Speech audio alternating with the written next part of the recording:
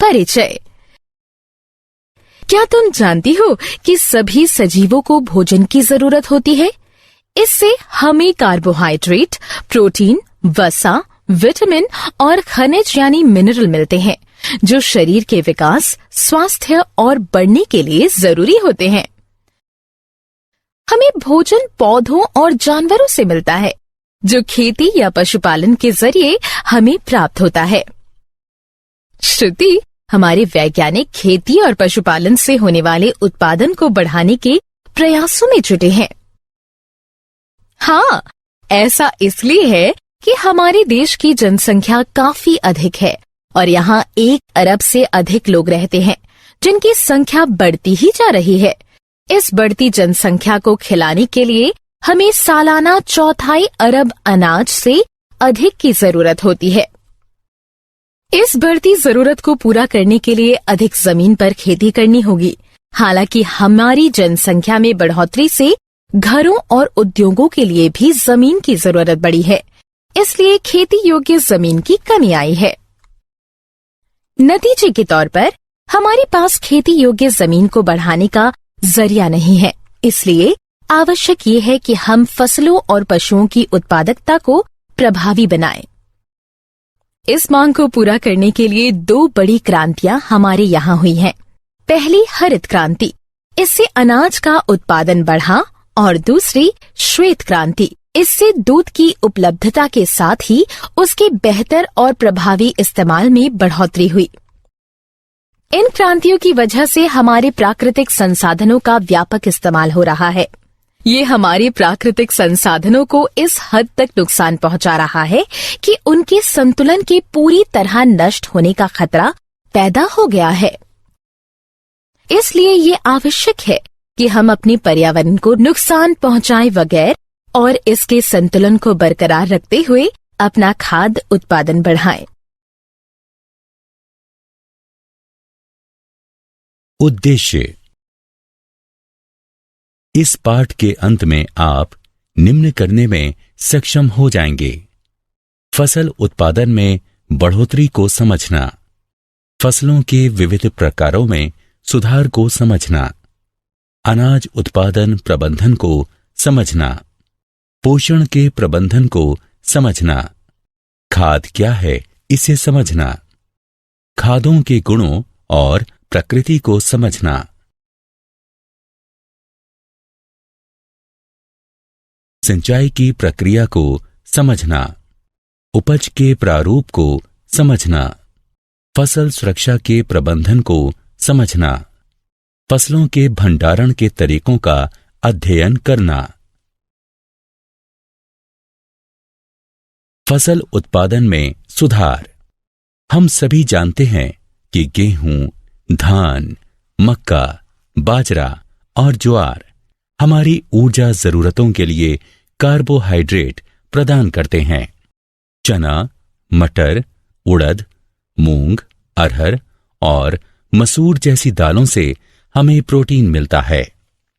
इसी तरह सोयाबीन, मूंगफली, तिल, रेंडी यानी अरंडी, सरसों, अलसी और सूरजमुखी जैसे तिलहन उत्पाद हमें जरूरी वसा देते हैं। हम जानते हैं कि फल, सब्जियों और मसालों से हमें कई सारे विटामिन और लवण के साथ ही छोटी मात्रा में प्रोटीन, कार्बोहाइड्रेट और वसा भी मिलते हैं। कुछ जानवरों के लिए कई अनाज जैसे जई, बरसीम और सूडान घास को खाद्य के तौर पर उगाया जाता है।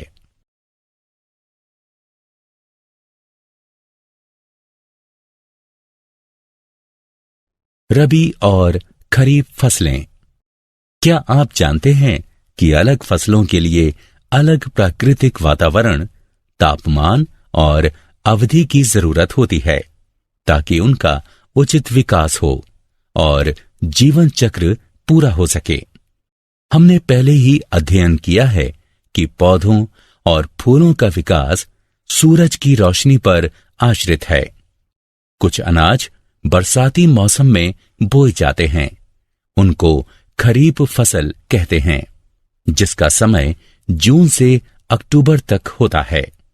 धान, सोयाबीन, अरहर, मक्का, कपास, हरा चना और उड़द को खरीफ की फसल कहा जाता है। कुछ फसलें जाड़ों में उगाई जाती हैं, जिसे रबी का मौसम कहते हैं। ये नवंबर से अप्रैल तक होता है। गेहूं, चना, मटर, सरसों और अरंडी आदि रबी की फसलें हैं।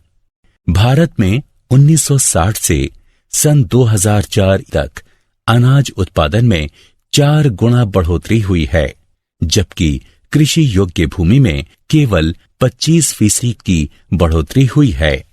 कृषि कार्य को 3 चरणों में बांट सकते हैं। पहला, बोने के लिए बीजों का चयन। दूसरा, फसल की रोपाई के बाद देखभाल का चरण है।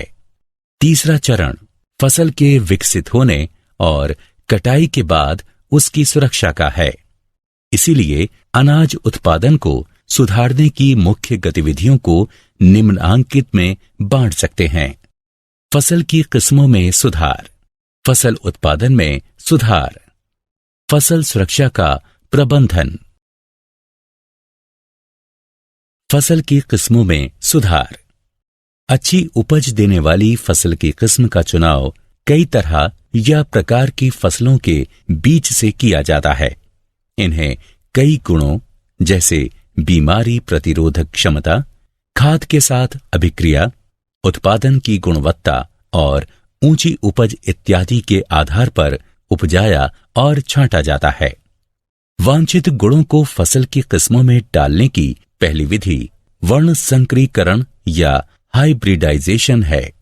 वर्ण संकरीकरण का मतलब आनुवंशिक तौर से भिन्न पौधों का युग्मन करना है। वर्ण संकरीकरण अंतर प्रजातिक 2 अलग प्रजातियों, अंतर जातीय यानी एक ही जीन की 2 अलग नस्लों और अंतरवंशीय यानी अलग अलग जीन वाले हो सकता है। फसल को सुधारने का दूसरा तरीका ऐसे जीन को उनमें डालना है जो वांछित फल दे सकता है। इससे जीन संवर्धित फसलों की प्राप्ति होती है। फसलों की पैदावार और बुआई के तरीके मौसम, मिट्टी की गुणवत्ता और पानी की उपलब्धता पर निर्भर करते हैं। क्योंकि सूखा और बाढ़ जैसे हालात अप्रत्याशित हैं, तो विभिन्न प्राकृतिक हालात और लवणीय मिट्टी आदि के प्रति सहनशील किस्मों को उपयोगी माना जाता है। फसलों की किस्म सुधारने के कारक। फसलों की किस्म सुधारने के लिए कई कारक जिम्मेदार हैं। इनमें से कुछ इस प्रकार हैं। ऊंची उपज फसलों की प्रति एकड़ उत्पादकता बढ़ाने के लिए फसलों की किस्म को सुधारा जाता है। सुधरी गुणवत्ता। हर एक फसल की गुणवत्ता दूसरे से अलग हो सकती है। गेहूं में पकने की खासियत, दाल में प्रोटीन, तिलहन में तेल का होना और फल एवं सब्जियों में भंडारण की गुणवत्ता का होना बहुत जरूरी है। जैविक एवं अजैविक प्रतिरोध। विभिन्न हालात में अनाज उत्पादन कई सारे जैविक और अजैविक तनाव एवं कारण से कम हो सकता है। इसीलिए इन जैविक जैसे बीमारियां, कीड़े और कृमि और अजैविक जैसे सूखा, लवणीयता, बाढ़, ठंड और पाला, इन कारकों की प्रतिरोधी किस्मों का विकास हो तथा उत्पादन बढ़ सके। परिपक्वता। अवधि में परिवर्तन। अनाज उत्पादन की लागत कम करने के लिए कम अवधि की नस्लों को विकसित करना होगा। एक जैसी परिपक्वता अवधि कटाई की प्रक्रिया को आसान बनाकर इस दौरान होने वाले नुकसान को कम करता है। व्यापक अनुकूलन। ऐसी नस्लों को विकसित करने की जरूरत है जो विभिन्न पर्यावरणिक स्थितियों में भी जीवित रह सकें। वांछनीय कृषि आर्थिकी लक्षण। चारा देने वाली फसलों को लंबा और कई शाखों से युक्त होना चाहिए, जबकि अनाज के पौधों को बौना होना चाहिए ताकि ये जमीन से कम पोषक तत्वों का शोषण कर सकें। इसीलिए वांछनीय कृषि आर्थिकी लक्षणों से युक्त नस्ल का विकास उच्च उत्पादकता के लिए सहायक होता है। फसल उत्पादन प्रबंधन। भारत में छोटे से लेकर बहुत बड़े जोत यानी खेत मौजूद हैं। छोटे किसानों के पास बड़े किसानों की तुलना में कम जमीन, पैसा और सूचना तकनीक तक पहुंच होती है। उच्चतर निवेश और उपज में एक अंतर संबंध है। किसान की वित्तीय स्थिति निवेश की क्षमता को निर्धारित करती है, जिससे आखिरकार खेती की व्यवस्था और उत्पादन के तरीके तय होते हैं। इसीलिए उत्पादन के तरीके विभिन्न स्तरों के हो सकते हैं। कोई लागत नहीं वाला उत्पादन, कम लागत वाला उत्पादन और उच्च लागत वाला उत्पादन का तरीका।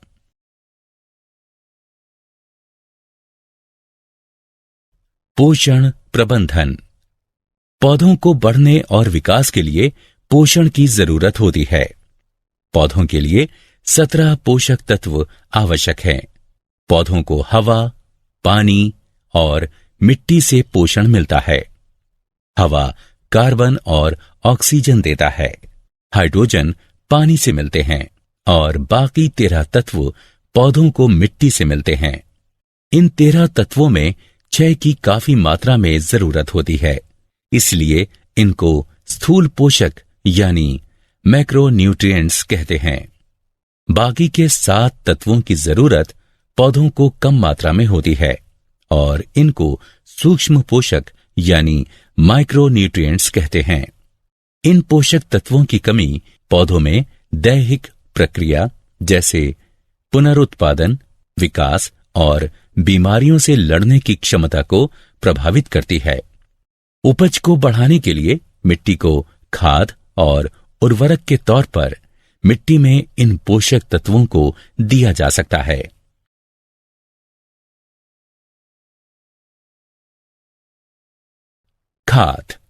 खाद यानी मैन्योर में बड़ी मात्रा में जैविक तत्व के साथ ही मिट्टी को मिलने वाले पोषक तत्व भी थोड़ी मात्रा में होते हैं।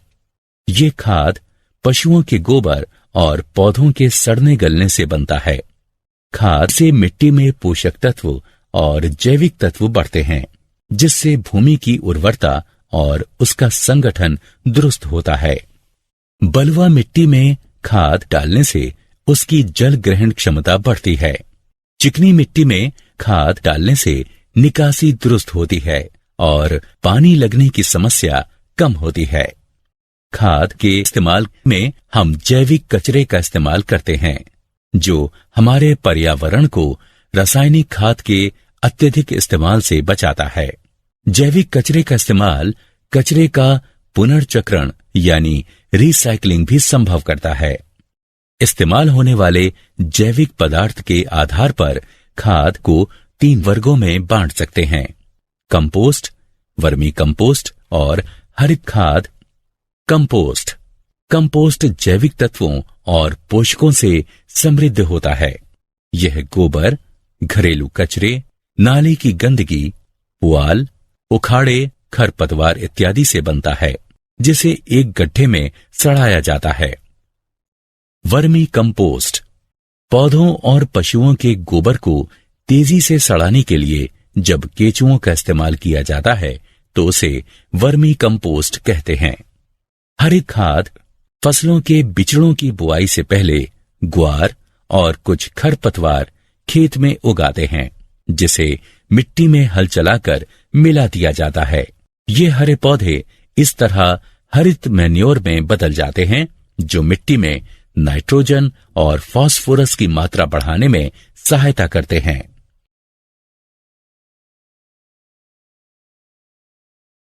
उर्वरक व्यावसायिक तौर पर पौधों के लिए उत्पादित होने वाले पोषक तत्व हैं। ये नाइट्रोजन, फास्फोरस और पोटाश की मात्रा बढ़ाते हैं। ये बेहतर वानस्पतिक विकास, पत्ते, शाखाएं और फूल को सुनिश्चित करने के लिए इस्तेमाल किए जाते हैं, जिनसे स्वस्थ पौधे बनते हैं। उच्च लागत की खेती में बेहतर उपज के लिए उर्वरक एक कारक है। उर्वरक के पूर्णतः काम आने के लिए उसको उचित मात्रा, समय और इस्तेमाल से पहले और बाद की सावधानी का ख्याल रखते हुए खेतों में डालना चाहिए। अत्यधिक सिंचाई की वजह से खेत में मौजूद खाद बह जाती है और पौधों द्वारा पूरी तरह शोषित नहीं हो पाती। यही अतिरिक्त खाद बाद में पानी में प्रदूषण फैलाने का काम करती है। उर्वरक का लगातार इस्तेमाल मिट्टी की उर्वरता को खत्म कर सकता है, क्योंकि उसमें मौजूद जैविक तत्व की क्षतिपूर्ति नहीं हो पाती और सूक्ष्म जीव विनष्ट हो जाते हैं। अनाज उत्पादन को अधिकतम करने के लिए हमें रासायनिक खादों के अल्पकालिक और मैन्योर यानी जैविक खाद के दीर्घकालीन उपयोग के लाभ पर विचार करना चाहिए, ताकि मिट्टी की उर्वरता बनी रहे।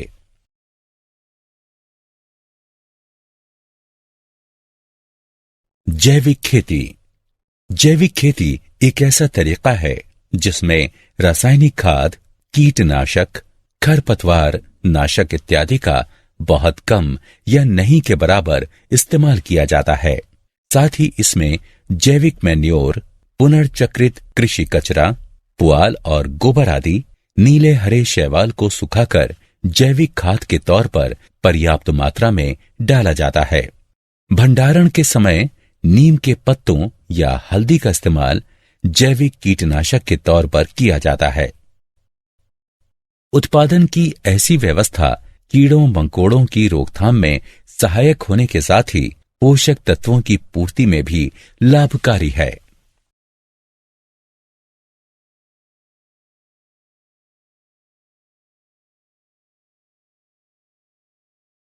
सिंचाई।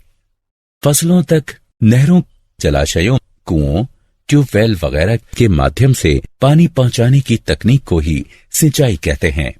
सिंचाई इन वजहों से महत्वपूर्ण है: जरूरी तत्वों का वितरण, बीजों का अंकुरण, विकास, पोषक तत्वों का अवशोषण।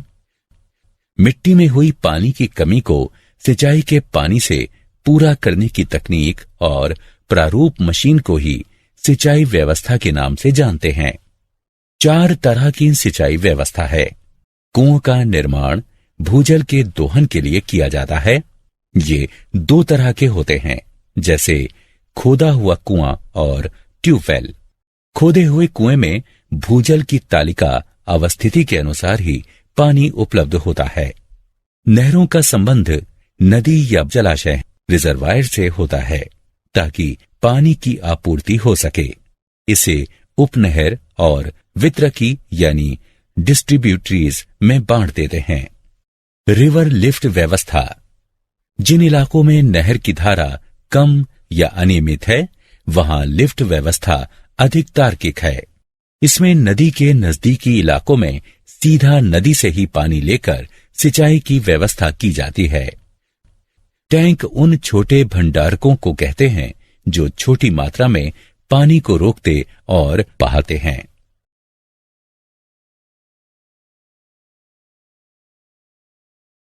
बुआई के प्रारूप या पैटर्न। फसलों की बुआई के विभिन्न तरीके अपनाए जा सकते हैं ताकि अधिकतम लाभ मिल सके। फसलों की बुआई के 3 मुख्य तरीके हैं: मिश्रित बुआई, अंतरोपण या इंटरक्रॉपिंग। फसलों का आवर्तन। मिश्रित बुआई का मतलब जमीन के एक ही टुकड़े पर 2 या अधिक फसलों को उगाना है। उदाहरण: गेहूं और चना, या गेहूं और सरसों, या मूंगफली और सूरजमुखी। ये खतरे को कम करता है और किसी एक फसल के नुकसान के वक्त कुछ भरोसा देता है। इंटरक्रॉपिंग से मतलब भूमि के एक ही टुकड़े पर निश्चित क्रम में 2 या अधिक फसलों को उगाना है। फसलों का चुनाव पोषक तत्वों की जरूरत के आधार पर किया जाता है। इसमें एक फसल की एक कतार बोकर दूसरे अनाज की कुछ कतारें लगाते हैं। पूरे खेत में यही क्रम चलता है। उदाहरण, सोयाबीन और मक्का या बाजरा और लोबिया। इसी तरीके में पोषक तत्वों का अधिकतम उपयोग हो पाता है। इस तरीके में किसी एक फसल में फैली बीमारी या कीड़े का पूरे खेत में असर भी रोका जा सकता है। इस तरह दोनों ही फसलों से बेहतर नतीजे मिलते हैं। फसलों का आवर्तन पूर्व नियोजित और सुचिंतित तरीके से जमीन के एक टुकड़े पर विविध फसलों को उगाना है। यह समय की अवधि पर निर्भर करता है कि फसलों का युग्म में आवर्तन कैसे करें। नमी और सिंचाई की सुविधा को देखकर भी एक कटाई के बाद दूसरी फसल का चुनाव किया जाता है। अगर आवर्तन सही ढंग से किया जाए तो बेहतर उपज के साथ 2 या 3 फसलें वार्षिक तौर पर प्राप्त की जा सकती हैं। फसल सुरक्षा का प्रबंधन। जब हम खेतों को देखते हैं तो पाते हैं कि फसलों में काफी खरपतवार, कीड़े मकोड़े और बीमारियां पाई जा रही हैं। अगर सही समय पर खरपतवार और कीड़ों को नियंत्रित नहीं किया जाए तो वे फसल का अधिकांश नष्ट कर सकते हैं। खरपतवार हमारे खेत में उगे अनचाहे पौधे हैं और भोजन, जगह एवं प्रकाश के लिए प्रतियोगी भी। उदाहरण, गोखरू, गाजर, घास, मोथा। खरपतवार पोषक तत्वों को अवशोषित कर फसलों के विकास को कम कर देते हैं। इसीलिए जुते हुए खेत से फसल के विकास के शुरुआती दौर में ही खरपतवार को हटा देना अच्छी उपज के लिए बेहद जरूरी है। आमतौर पर कीड़े मकोड़े खेत में 3 तरीकों से हमला करते हैं। वे जड़, तना और पत्तों पर हमला करते हैं। वे पौधे के विभिन्न हिस्सों से कोशिका का रस चूस लेते हैं या वे तने और फल पर हमला करते हैं। इस तरह वे फसल के स्वास्थ्य को प्रभावित कर उपज को कम कर देते हैं। पौधों में बीमारियां कीटाणु, कवक और विषाणुओं जैसे रोगाणु फैलाते हैं जो मिट्टी, पानी और हवा में मौजूद होते हैं और पौधों को संक्रमित कर सकते हैं। खरपतवार, कीड़ों और बीमारियों का नियंत्रण कई तरीकों से किया जाता है। सबसे आम तरीका कीटनाशकों का इस्तेमाल करना है, जिसमें कवकनाशी, कीटाणुनाशक और पादप कीटनाशक शामिल हैं। ये पौधों पर स्प्रे किए जाते हैं या मिट्टी और बीजों के शोधन में इस्तेमाल होते हैं। जैसा कि हम सभी जानते हैं, इन रसायनों का अधिक इस्तेमाल समस्या पैदा करता है क्योंकि वे कई पौधों और जानवरों के लिए विषैले होते हैं और पर्यावरण में प्रदूषण फैलाते हैं। खरपतवार नियंत्रण के तरीकों में मशीन से उनको हटाना भी शामिल है।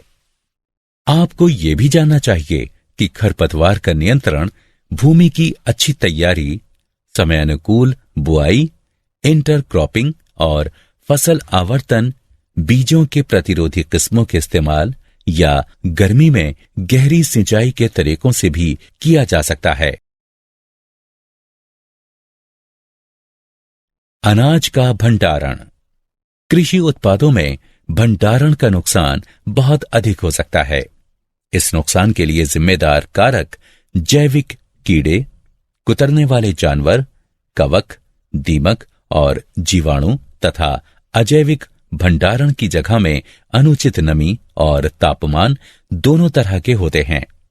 आप जानते हैं कि ये कारक गुणवत्ता में कमी, वजन में गिरावट, रद्दी उर्वरता, उत्पाद का फीका पड़ना वगैरह के जिम्मेदार होते हैं और आखिरकार इन सब से उत्पादों की बिक्री पर संकट आता है।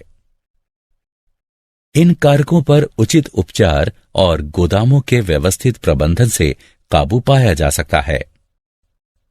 नियंत्रण और निरोध के उपाय अनाज के भंडारण से पहले अपनाए जाते हैं। इनमें शामिल हैं भंडारण से पहले उत्पाद की सख्त सफाई, पहले धूप और फिर छांव में उत्पाद को सुखाना और कीड़ों को मारने वाले रसायनों का धूमन।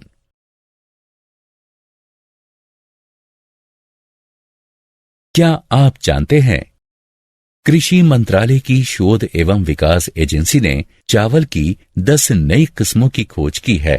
उम्मीद है कि इससे उत्पादन में बढ़ावा मिलेगा और उपज में बढ़ोतरी होगी, ताकि जलवायु परिवर्तन के आयाम में खाद्य उत्पादन को बढ़ावा मिल सके। ये किस्में हैं वर्षा, धनु, शिंगम, कुंजु कुंजु, वर्ण, कुंजु कुंजु प्रिया, गौरी और श्वेता। इसी तरह श्री अरुण और श्री वरुण मीठे आलू की नई किस्में हैं। चारा बनने वाली फसल की 3 नई किस्में भी BL 180, JHO 99-1 और RO 19 के नाम से जानी जाती हैं।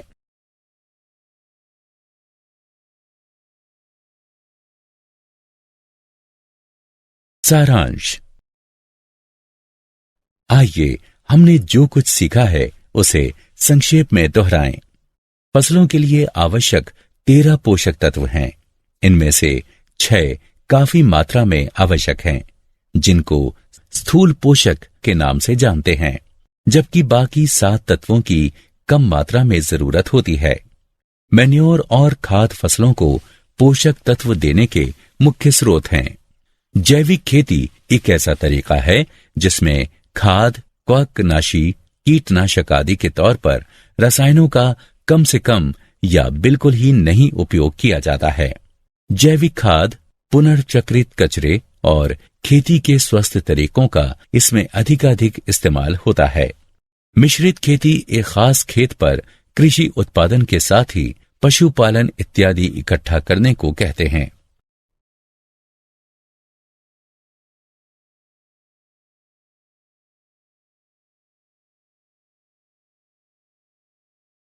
मिश्रित बुआई एक ही जमीन पर 2 या अधिक फसलों को एक साथ बोने को कहते हैं। इंटरक्रॉपिंग का मतलब निश्चित तरीके से 2 या अधिक फसलों को बोने से है। फसल आवर्तन का मतलब जमीन के एक टुकड़े पर विभिन्न फसलों को निश्चित तरीके से एक के बाद एक बोना है। उच्च उत्पादन, अच्छी गुणवत्ता, जैविक और अजैविक प्रतिरोध, पकने की अवधि को कम करने, व्यापक अनुकूलन और वांछनीय कृषि आर्थिक गुणों की प्राप्ति के लिए गुणवत्ता में बढ़ोतरी आवश्यक है।